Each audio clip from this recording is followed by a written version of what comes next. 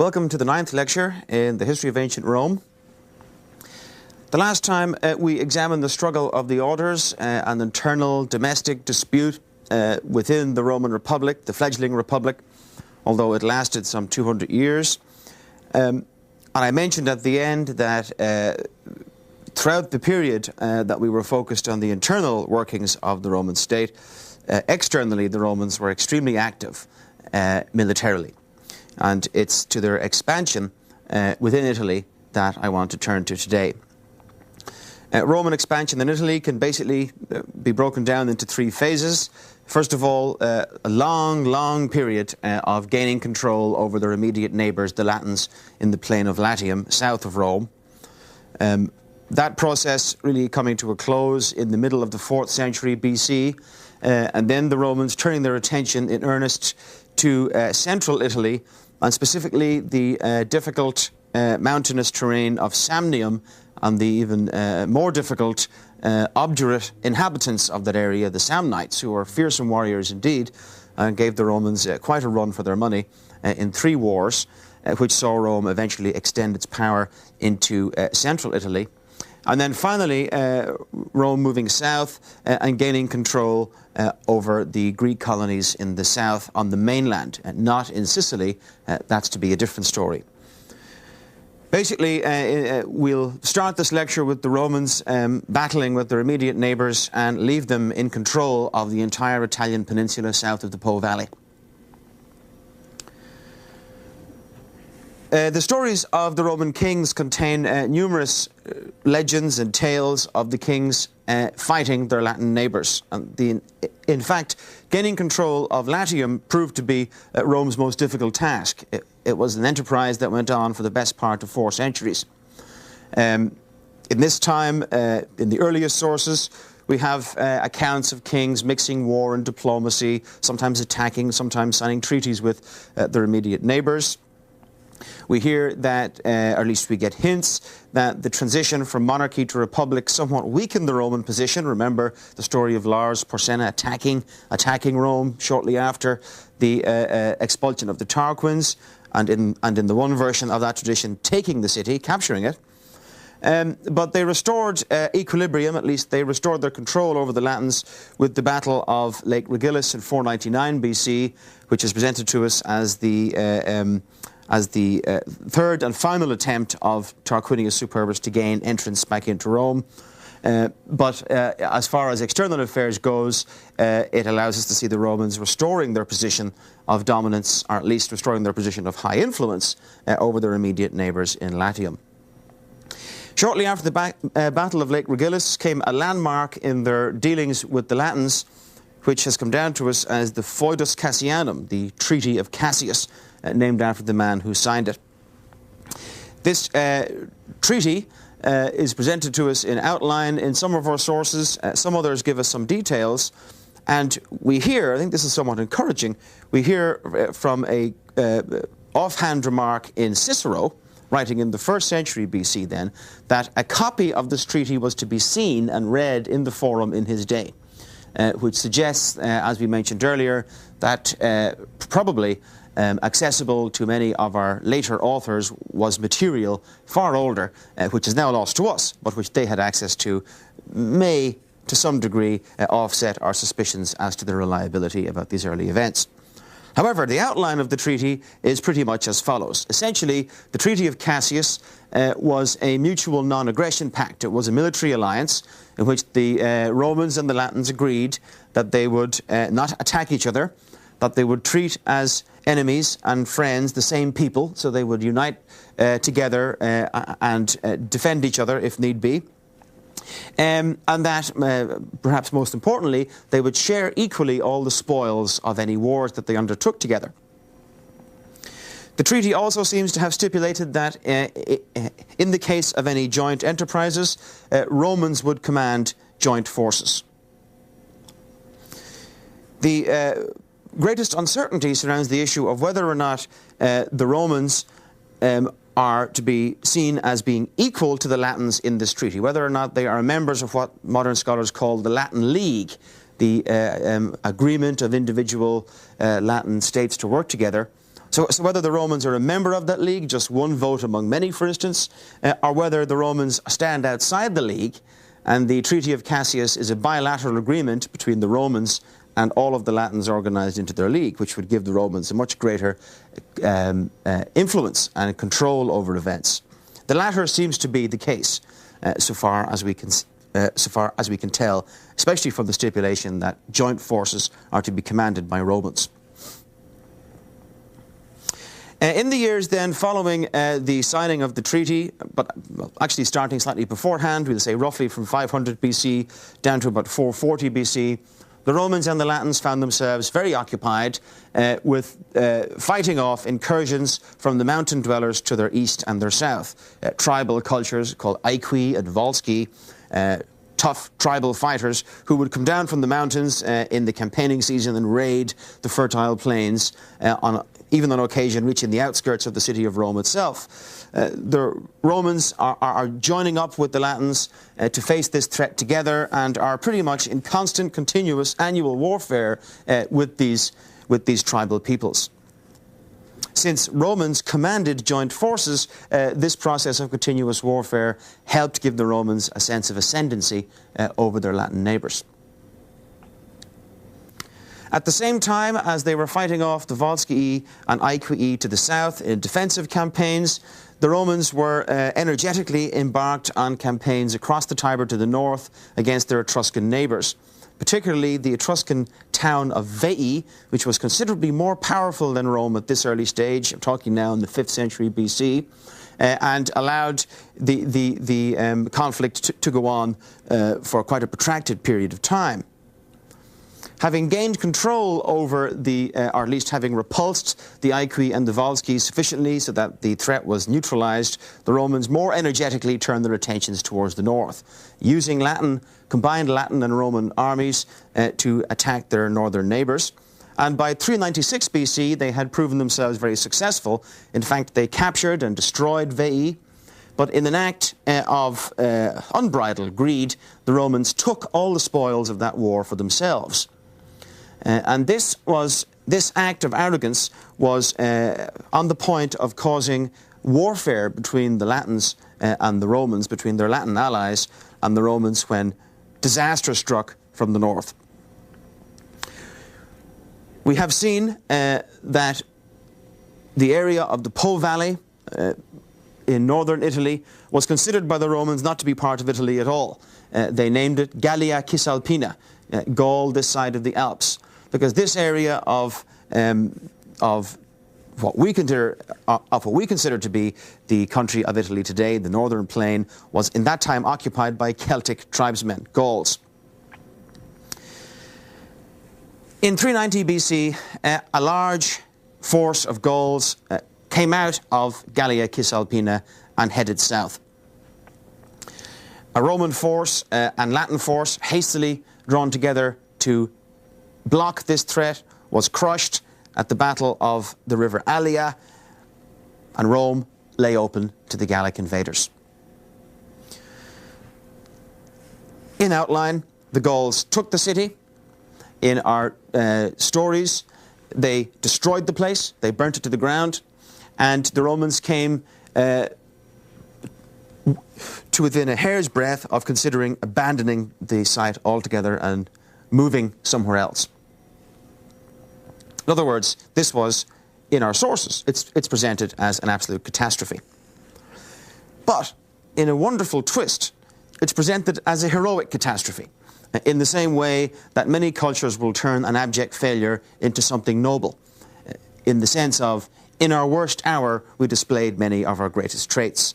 If we think of the Second World War, the disaster at Dunkirk serves that function for Britain, the Battle of Gettysburg for the Confederates in the south and so forth, the Siege of Masada for the ancient Israelites and the modern Israelis alike. The notion of the heroic failure is quite a powerful one, and the Gallic catastrophe is one of several Roman heroic failures.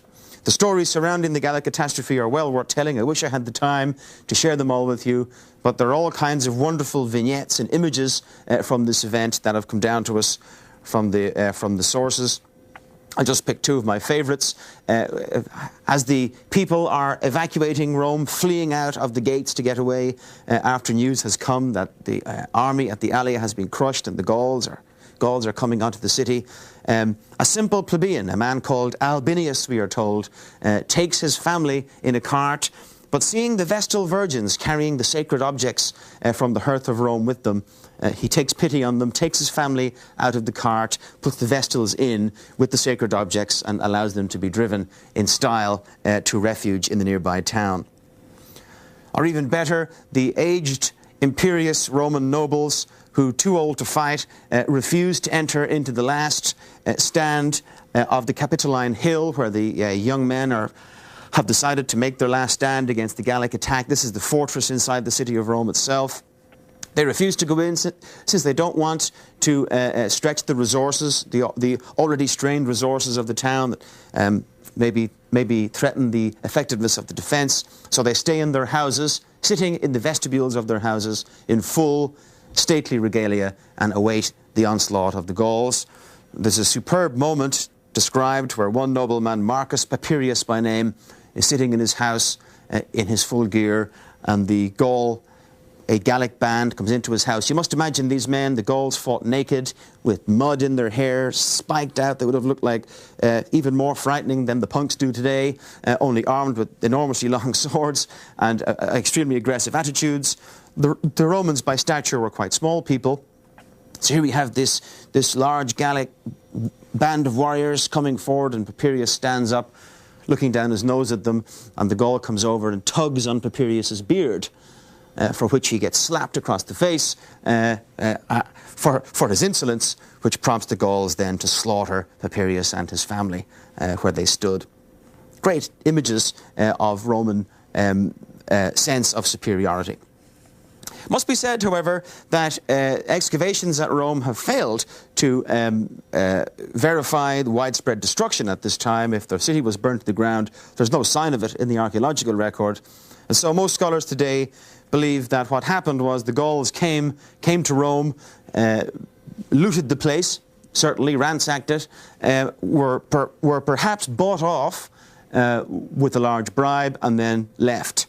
The Gauls weren't interested in occupying Rome, they just wanted some loot. The Gallic raid then humiliated the Romans, but didn't seem to have greatly deterred them from their chosen course of expansion over their neighbours. And in the years following the Gallic raid, they built a 7-mile stretch of walls around their city. This is another sign, by the way, that the Romans were not as devastated by the Gallic catastrophe as they would have us believe. It's not the act of a defeated and crushed people to build large stone fortifications 7 miles in circumference around their town. Clearly, Roman power hadn't been broken, even if the Romans had lost considerable face by the incident. Without going into the details, Roman incursions into Etruria to the north and Latium to the south continued, and relations with the Latins reached a peak in the so-called Latin War of 341 to 338 BC, which finally saw the Romans establish control over their Latin neighbours. They were now, by the date 338 BC, we can now say that the Romans have conquered and absorbed the Latins. Excuse me. With their control over Latium now secured, the Romans turned their attention to their western flank, where they found the Samnites. The Samnites were a formidable opponent. They were one of those Iron Age tribal cultures that we talked about earlier in this course. They were a warrior society. They were tough fighters, as mountain men tend to be throughout history. And they had initially signed a non-aggression pact with the Romans, but had then turned their attention, this is the Samnites, they had turned their attention to raiding into the area of Campania. In other words, the plain further south from Rome, the plain around Naples. Raiding into Campania resulted in the locals in that area appealing to Rome, which is an interesting fact. It seems now that Rome was being recognised as a force to be reckoned with in the Italian geopolitical scene. So when the Campanians felt pressed, they appealed to Rome for assistance, and in 343 the First Samnite War took place. It lasted only 2 years and was rather an indecisive affair, resulted only in a renewal of the Romano-Samnite Treaty of some years previously. However, with Roman control over Latium and now with something of a foothold among the Campanians in the south, the Romans began to extend their powers around the borders of traditional Samnite territory. They did so predominantly by founding cities and colonies right at the edge of Samnite territory, squeezing the Samnites somewhat, putting them under pressure. The Samnites weren't blind to this, and as a result, in 326 BC, the Great, or Second Samnite War broke out. This was the most serious conflict that the Romans had fought to date. It lasted over 20 years. It was a tumultuous struggle and saw the Romans sharply defeated on a number of fronts, but continuously coming back and continuing the war, doggedly continuing the war in the face of whatever odds could be thrown at them. For instance, in 321 BC, one of the worst humiliations in Roman military history took place. A Roman army under the consuls was trapped in a valley in Samnite territory. The Samnites lived in the central part of Italy, in the Apennines, very mountainous territory, hard terrain to fight over, and they knew it well, and the Romans didn't. So the Samnite general managed to trap a Roman army in a valley, and it was forced to surrender. The Romans were then stripped of their armour, which was a great humiliation for an ancient warrior. If you remember that you had to provide your own equipment, you were essentially being mugged on a large scale. And then, as if that wasn't enough, they were forced to undergo a ritual of humiliation by being forced to march under a yoke, what you use to connect oxen to a plough, apparently symbolic of the Romans being equivalent to pack animals. This is a tremendous humiliation. The Samnite army, fully armed, stood around and mocked them as this process went on, and was long remembered in Roman history. It only, however, fueled Roman desire to continue the war, and by a combination of diplomacy and military operations, excuse me, by 304 BC they had secured the surrender of the Samnites, and nominally the old treaty was renewed. Nominally. In reality, Roman power now extended really into Samnium. The Samnites had been now twice defeated by the Romans. Not long afterwards, within 6 years, the Third Samnite War had broken out. It seems to be that Roman wars come in groups of 3, and they're continuously having first, second and third wars with people. But the Third Samnite War lasted not as long, 298 to 290 BC, and in many ways it's something of a misnomer, because with the end of the Second Samnite War, Roman power now extended not only over Latium, it extended into all of central Italy and was now encroaching into Campania as well. Anyone with any sense at all would have realised what was happening, and so when the Third Samnite War broke out, it quickly erupted, or developed, should I say, into a sort of pan-Italic resistance to the threat of Roman expansion. An enormous battle, the largest battle fought to date on the soil of Italy, took place in 295 BC, when a Roman army faced a coalition of Samnites, Umbrians, Etruscans, and even Gauls from the Po Valley, who had united in an attempt to stop Roman expansion in Italy. We hear that the Romans fielded an army of some 36,000 men, but they faced an army of 100,000. Remarkably, the Romans prevailed. This is the Battle of Sentinum, and in many ways marks the last stand of Free Italy against Roman expansion. Following this, Roman control over all of central Italy, from the area south of the Po Valley down to the Greek colonies in the south, was secured.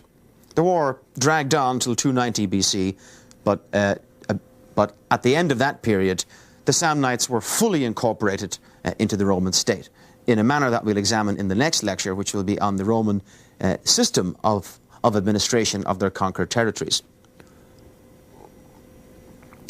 Roman control, however, over all of Italy was not yet secured. There were still the Greek colonies in the south of Italy.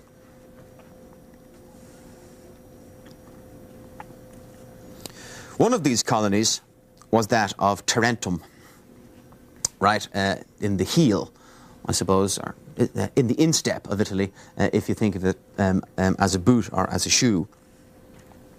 This place had been worried by Roman expansion for some time, and finally, in the 280s BC, it found itself facing the extension of Roman power ever further south from Campania.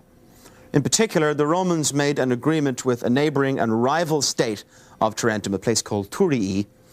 They made an agreement with that state, and this the Tarentines understood to be a direct threat to themselves.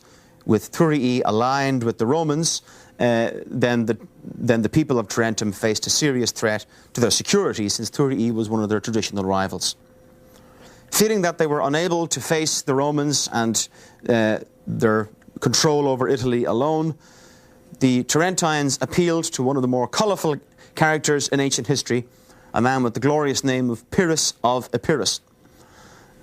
That's Pyrrhus, King Pyrrhus of the kingdom of Epirus, which was across the Adriatic Sea, along the shores of what would now be considered parts of former Yugoslavia and Macedonia and Albania.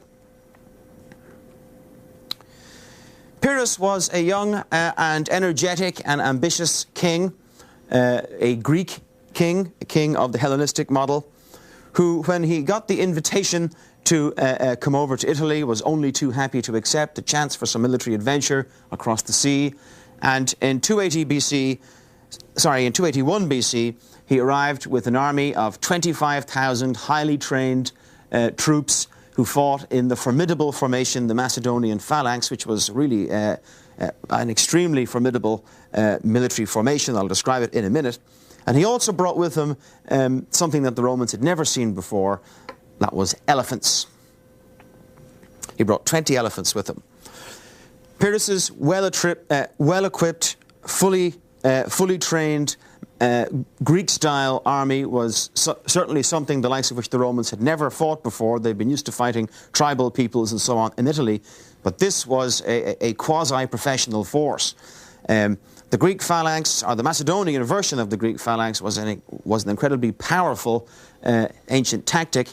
It involved ranks of men, sometimes going back 18 deep, with vast pikes extending out perhaps 20 or 30 feet, some of them in length, which presented basically a hedgehog of spears to the enemy, which would advance en masse across the field and could literally shove an opponent off a field, just walk right over them, because you've got 18 ranks of troops marching shoulder to shoulder with these enormous pikes looking like an enormous porcupine coming at you. And if there are elephants involved in the mix, well, that's all the worse, because the elephants come first, scatter your lines, and then you look up, and there's the Greek phalanx marching down on top of you.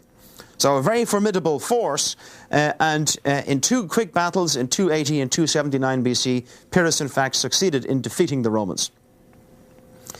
The story goes that because of the enormous casualties that he incurred in fighting these battles, Pyrrhus was being congratulated by one of his generals. One of his lieutenants was coming and saying, "Sire, congratulations on a fine victory over the Romans." And his response was, "One more victory like that and we're done for."